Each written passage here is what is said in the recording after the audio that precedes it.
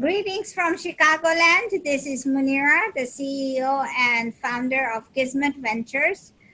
I am also a John Maxwell certified coach, and I am in the process of finding people that are adding value to other people's lives.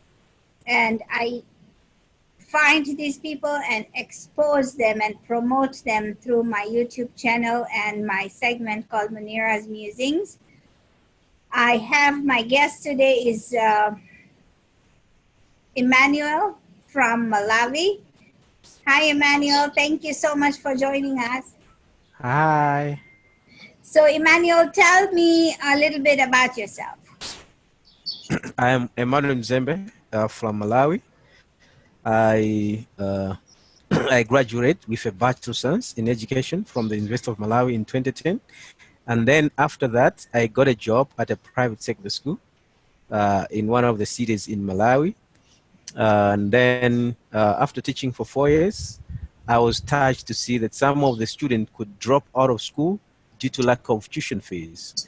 So I started off thinking how I can make an impact to children who are intelligent, but they cannot be in school due to lack of tuition fees. So my friend and I established a secondary school, which specifically enrolls students from low-income families, but at a profit. So what we do is we charge them fees which is subsidized.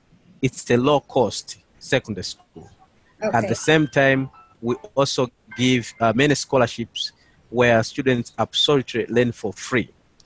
So we allow the parents to pay the fees all through the term because half of the population of Malawi lives on less than $1 per day. Okay. So what happens is that the primary school is for free. The government provides primary education for free, but for secondary school, each student has to pay tuition fees. Okay. So we find that many of them, because they come from poor families, they drop out of school, and then there are early pregnancies, so high rate of delinquency, and then we have because these kids, they are early marriages, so the population is growing each and every day. So I can say, where is this country going? I think one day, I don't know where this country is going. It will be disaster, you know. So Okay. yeah. Now, we don't have our own premises, so we are renting the premises. But the kind of school that we would like to have is we need a big grant so that when the students knock off, they should not go home. They should not go home, but some should be working in maybe a chicken farm. Some should be working on vegetables, some on the orchard, and we should also be teaching them coding, that is computer skills, whereby they should be able to make applications like apps which are specifically solving Malawian problems. So that's the kind of school that we'd like to have. So currently, in addition to the traditional subjects, we teach entrepreneurship, but somehow in theory. And then we also teach financial literacy skills, whereby we tell them that money has to be earned. Anywhere in the world, money is a scarce resource. You need to earn money. So when you earn money, you need to save it. You need to make a budget, because we have got professors who didn't know about money, and then when they get money, it's disaster. You know what I mean? Because these people, they have not been taught what money is and how to handle money. So we teach these kids how to handle money. And then in Malawi, let alone in Africa, we have the problem of leadership. So there's a lot of corruption. It's like people are selfish. So we try to inculcate in them integrity, though it's something which is difficult. But at least when they are taught that when you have integrity, you need to live for others, you create a good society. So we teach them servant leadership, entrepreneurship, and the financial literacy skills. But for coding, it is just in the pipeline. because we don't have the computers so far, but that's the vision. Yeah. So that's awesome. So let me ask you this. Yeah. When did you, you have a good awareness of the problem there, and in Africa especially, and it's like that in every small piece of Africa, right? Yeah. Yes, there's a lot of corruption and there's a lot of delinquency, and of course the schools are charged. The schools charge a higher fees, and Yes. that's hard on the parents. And I understand all of that because I come from Kenya, so I know Yeah. what goes on. So let me Yes. ask you this: how are you finding your teachers? How are you finding the money to rent your facility? Uh, a lot of universities produce a lot of graduate teachers each and every year in Malawi. Yes. And in the past, what was happening is that if you graduate as a teacher in a public university, the government would employ you right away. So nowadays, the government phased out that. If Okay. you graduate, you have to look for employment on your own. Later on, it can have a vacancy, but for a few teachers, so you undergo a vacancy, and then teachers are employed in public schools, but many of them are left out. So we have got a lot of them just moving around. Okay. Okay. So we tend to tap in from those teachers. But when we employ them, we we clearly tell them that, look, this is a school which is run by young men. We depend on the tuition fees, the little tuition fees that these kids give us. So to some extent, it's like we cannot pay you the salary like the government pays you. We would wish to, but we cannot manage that. So Yes. it's like you're doing a service to the country. So some, they don't take the offer, while some do take the offer. So from the little that we collect from the kids, we pay them, and also we pay the rent. But it's a struggle. It's really a struggle. Sometimes we can finish the term with a deficit, maybe in terms of salary or in terms of rent. So you said you had orchards and you had a vegetable garden and you had a chicken coop and everything else. So when the students finish their curriculum, their study curriculum, they are asked to go and take care of this other chores. What do you do with the eggs? Currently, we don't have that, but I said that's the vision of the kind of school that we would like to have. Oh, It's okay, like, okay. yeah, sure. So Because we have, so what do the students do after they are finished with the day? Do they go home right now? when we finish at half 1 p.m. Then we have got what we call study circles. We also have a reading program where they remain in the classes, because once they go home, you know, reading is a is a big problem in Africa. So to us, we feel like we cannot progress if we have got a population that does not read. So some days they remain for studies and they are supervised by a teacher, and some days that's when we teach them entrepreneurship, but in theory, servant leadership in theory, and of course financial literacy skills. So that's what we do now.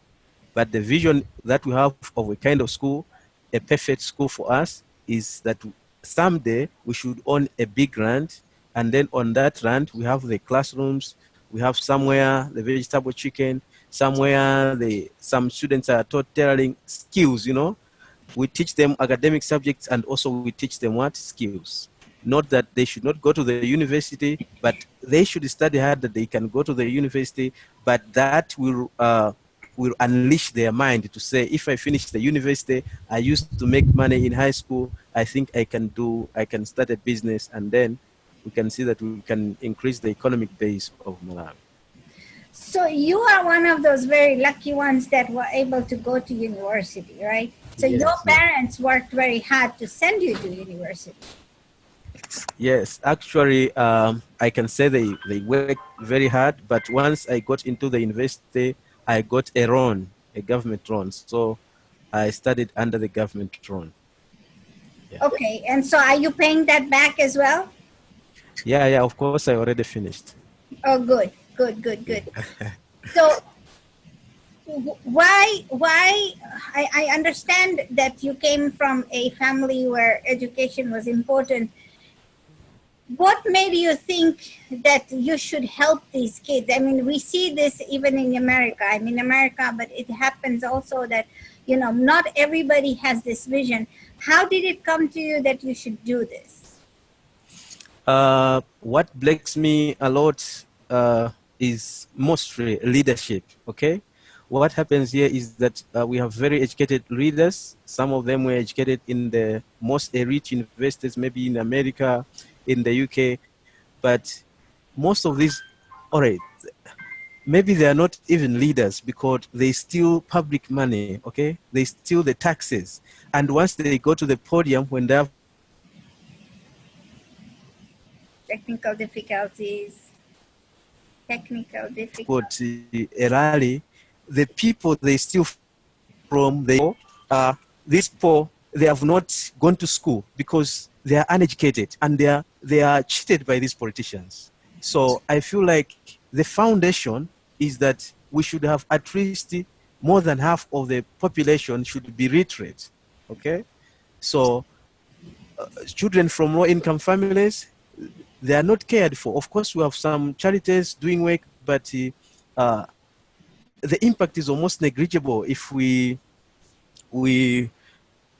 take it at a larger scale. Okay, so our vision with my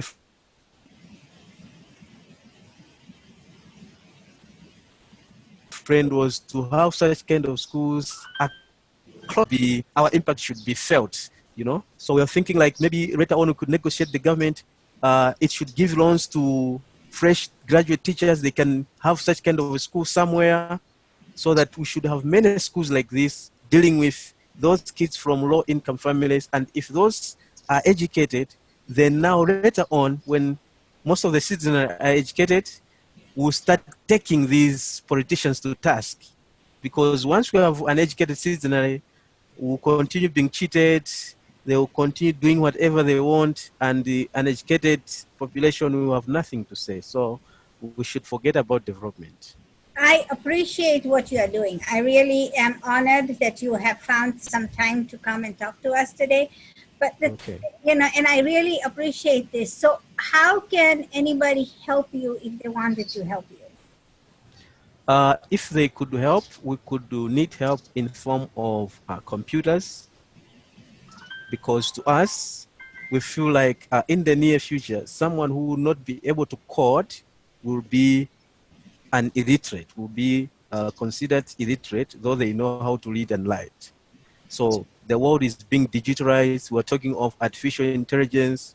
We're talking of robotics, the blockchain. So people, if a nation is to progress, its people have to be conversant with this new technology. So Okay. a help could be in form of computers, maybe help us with a school block, or buy land for us where we can relocate our school so that we no longer pay rent because it costs us a lot. Such is the kind of help that we need. So are you in a city, a large city, or are you in the rural areas? We are in a city, but the outskirts of the city. We are in the capital city, but we call it the peri-urban. In the slums, that's where we are. Okay. Sure. And so how many students do you have in the school right now? We have 220 students, so the 200 are paying, while the 20 are absolutely on scholarship. And we also have a girls club where, you know, girls here, they are married off, maybe 17. So we keep on encouraging these girls. We bring girls from the university to talk to them, how the challenges they faced, things like those, yeah.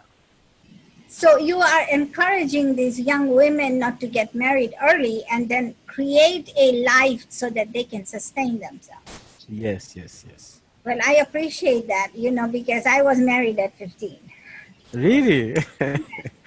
I was married at 15, and very few, these are few facts that I share with people, but I was married at 15. And, you know, by the age of 24, I had 4 kids. So, Oh, okay.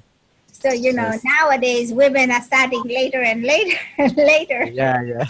But the thing is Yes, that, that's you know, you know, this mentality has to change.